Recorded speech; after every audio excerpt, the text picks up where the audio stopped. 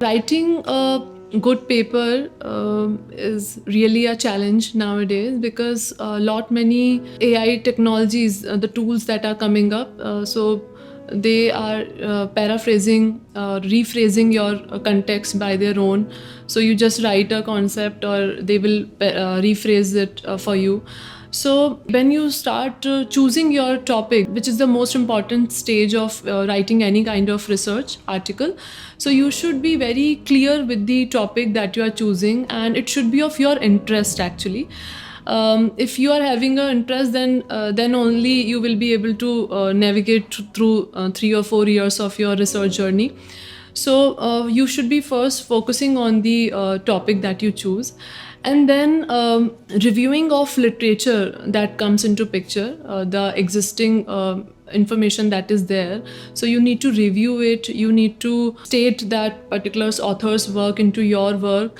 Earlier, writing a literature paper was a big challenge, but nowadays there are a lot many tools like VOS viewer is there, by which you can systemize your work. You can write your literature work in a very systematic way, and there are bibliometric analysis is there, so which is filtering each and every step for you, for combining all the literature for one particular topic. And then methodology part comes in later in the picture, and I don't think that methodology part is that difficult to understand, or to connect it with your research work.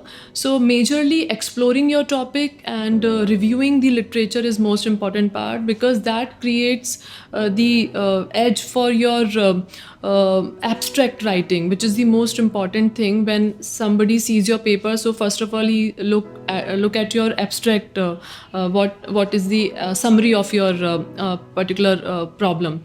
So the abstract should be well crafted, and finally when you you structurize your whole paper, then finally you just proofread it very carefully, and do spell check with the help of available tools and all.